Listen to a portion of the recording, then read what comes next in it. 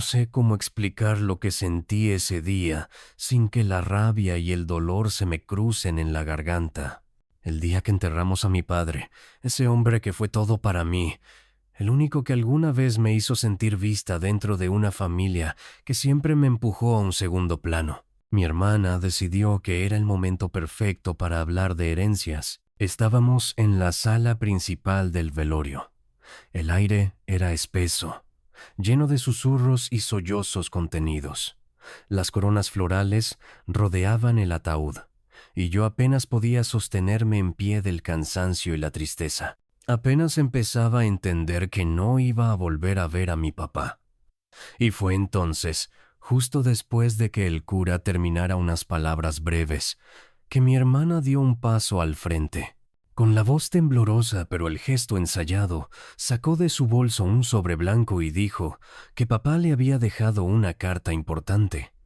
Todos se quedaron en silencio. Hasta yo, que la conozco de sobra, sentí por un segundo un nudo en el pecho. La abrió ahí mismo, sin pedir permiso, sin siquiera preguntarse si era el lugar o el momento. Leyó en voz alta que él quería que la casa, el auto y el pequeño taller mecánico que había levantado durante toda su vida pasaran a ser únicamente suyos. Así lo dijo. «Únicamente míos», repitió ella, como si fuera una sentencia grabada en piedra. Nadie dijo nada. Nadie la miró mal. Nadie le preguntó por qué no compartía esa decisión tan inesperada. Me quedé congelada.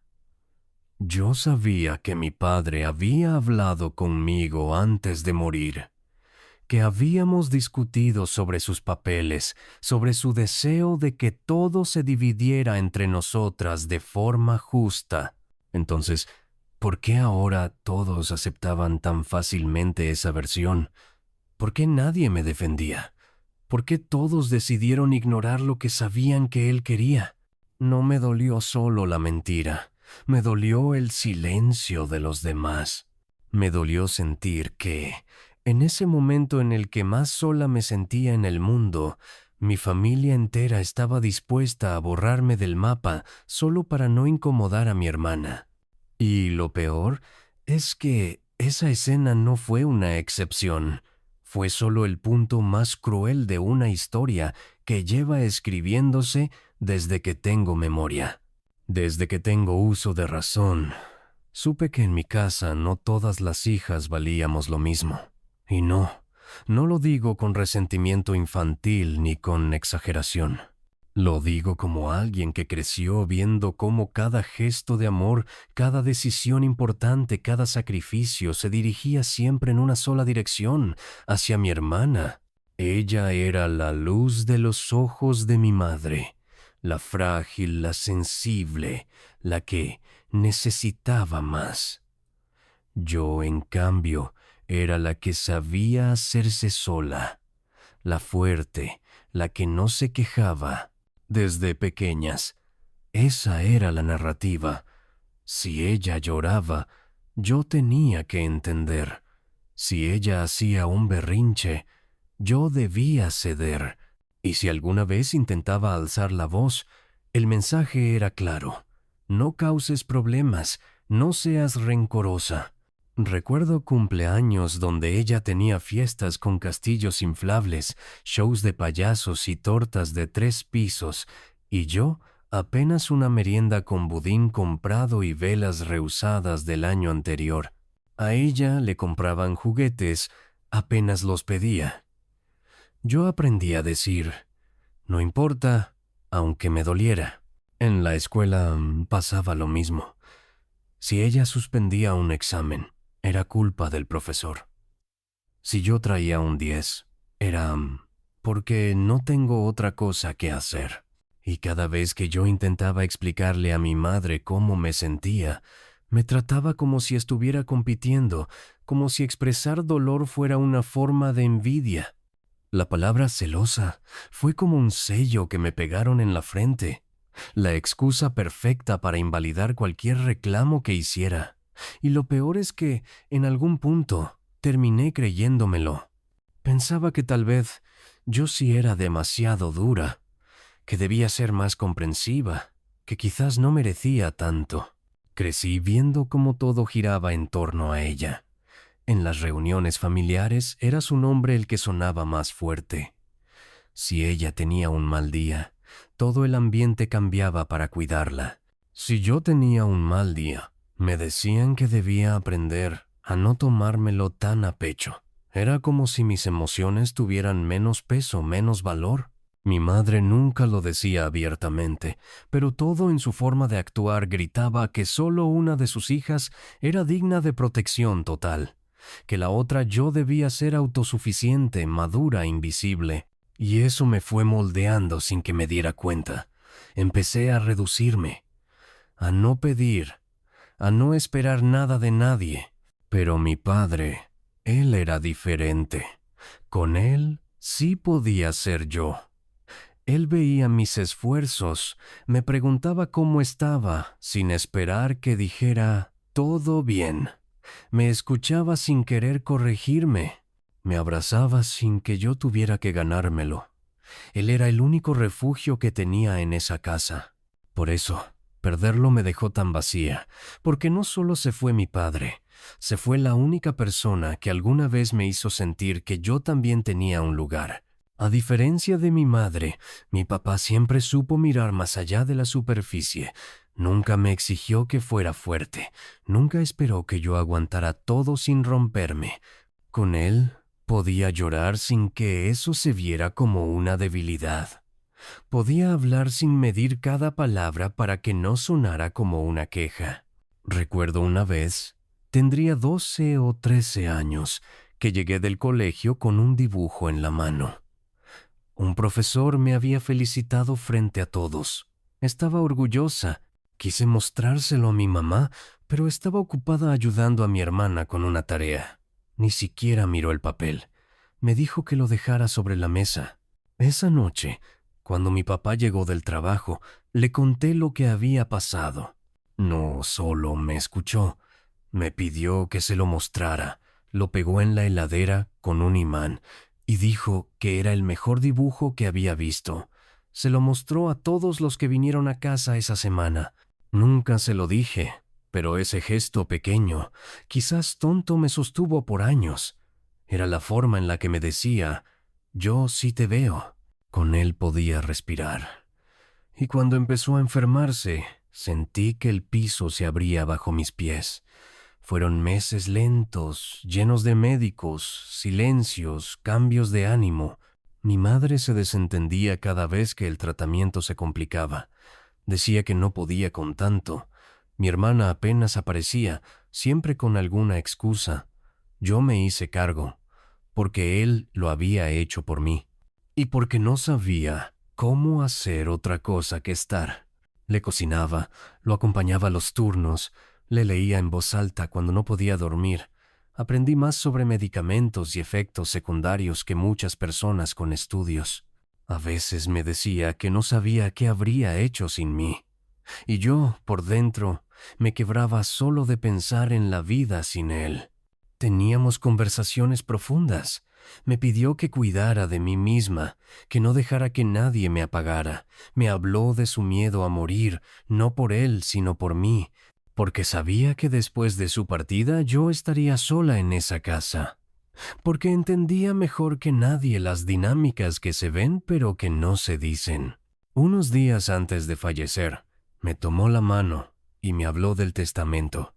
Me dijo que quería que todo fuera justo, que nada debía romperse entre nosotras, que cada una tenía su parte y que nadie podía quitármela. Recuerdo su voz, su mirada cansada pero firme, y por eso, cuando mi hermana leyó aquella carta en su funeral, supe que era mentira. Supe que esa no era la voluntad de mi padre. Era una jugada, una más. Pero esta vez, con todo el mundo mirando. El funeral fue en una pequeña sala del cementerio local.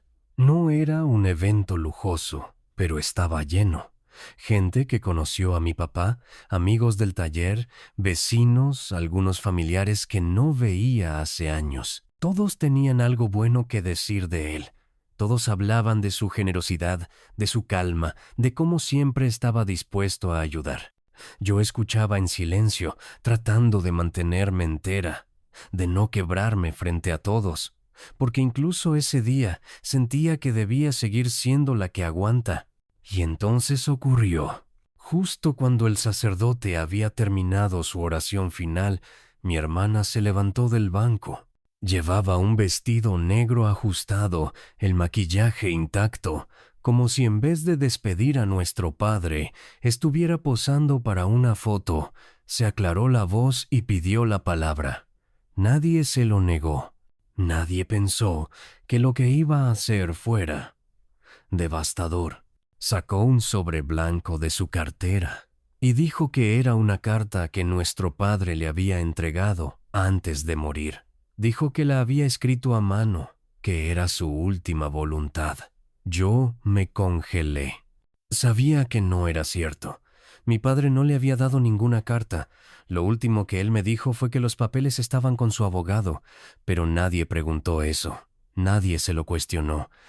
Comenzó a leer.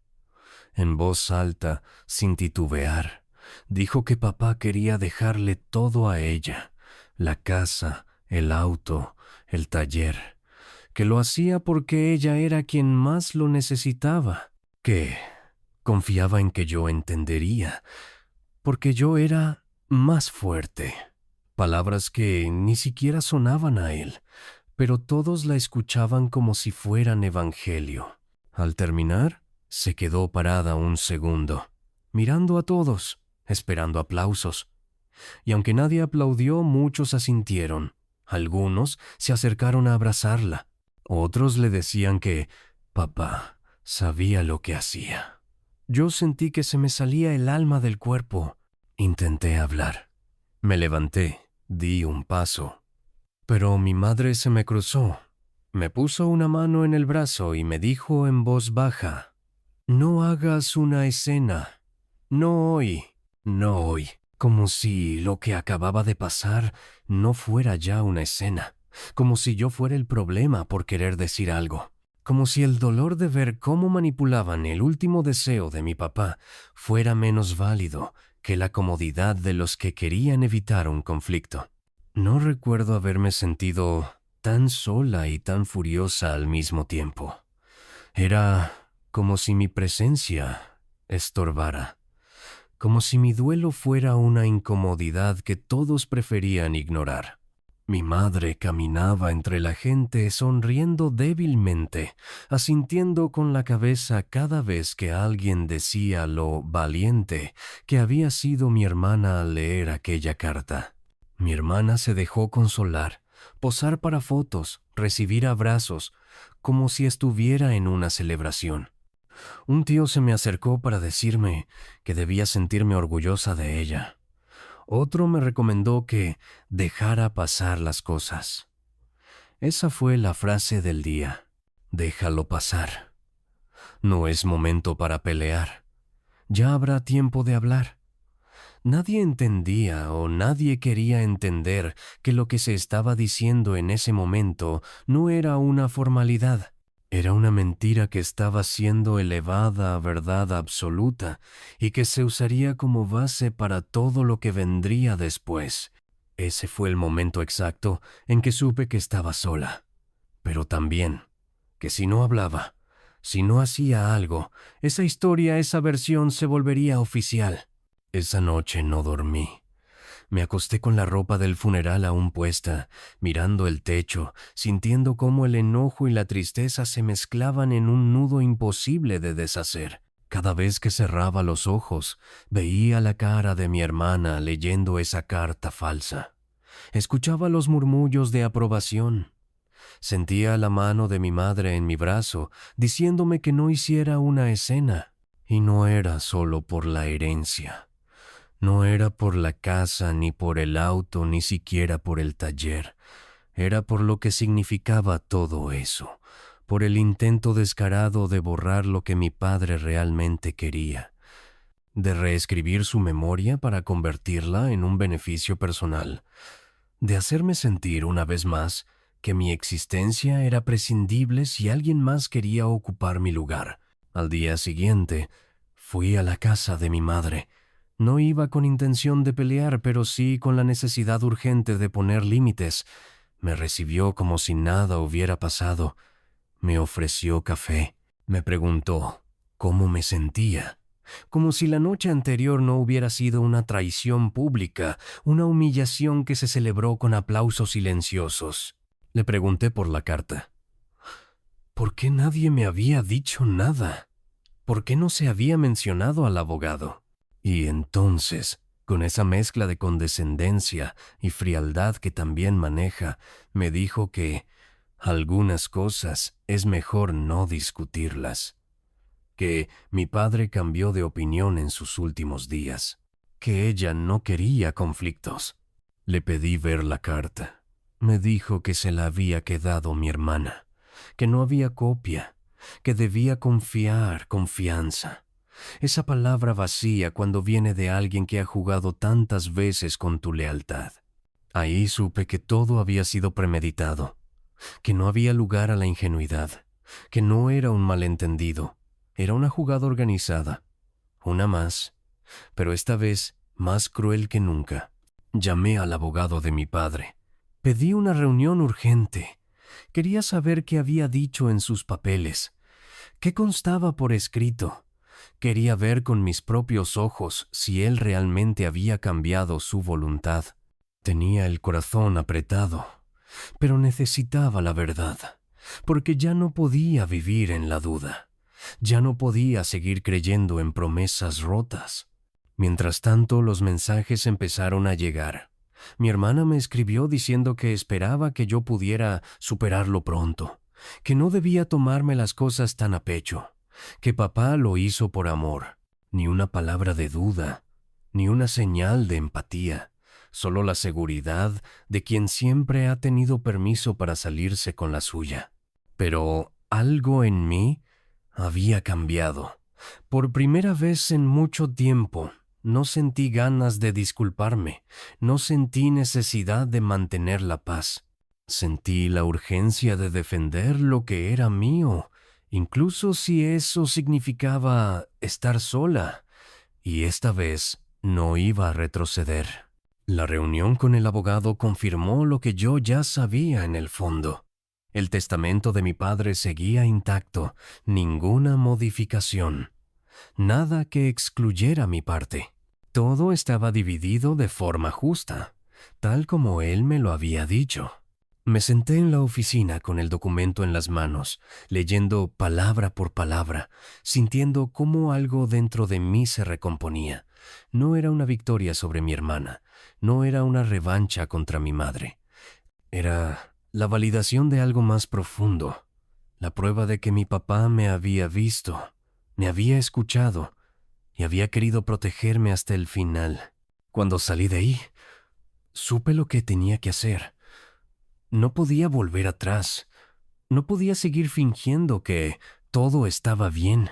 Decidí que no iba a permitir que mi hermana ni mi madre manipularan más la historia ni mi vida. Ese mismo día envié un mensaje al grupo familiar, corto, frío, directo. El testamento no fue alterado. Cualquier intento de apropiación de los bienes será tratado legalmente. No volveré a justificar mi existencia para nadie. Fin. La reacción fue inmediata. Llamadas perdidas, mensajes llenos de reproches, de amenazas disfrazadas de preocupación. Mi madre dijo que estaba destruyendo a la familia. Mi hermana me acusó de querer arruinarle la vida. Algunos tíos pidieron diálogo, como si no hubieran visto todo lo que ocurrió, como si esto pudiera arreglarse con un café. Pero esta vez no respondí. No lo necesitaba, porque entendí que nunca fui la causa del conflicto. Solo fui el blanco fácil, la que estaba más cerca para cargar con culpas ajenas. Y eso se terminó. El duelo por mi padre sigue, porque su ausencia pesa cada día. Pero al mismo tiempo siento que algo nuevo comenzó. Algo mío, algo que no necesito pedirle permiso a nadie para tener. Por primera vez, siento que puedo caminar liviana, sin tener que mirar a cada paso si estoy ocupando el espacio de otra. Y sí, tal vez ahora soy la villana en la historia que ellas contarán. Tal vez me acusen de ser dura, de haber roto la familia, de no tener corazón. Pero prefiero eso antes que seguir interpretando un papel que nunca elegí, porque esta vez la historia la escribí yo.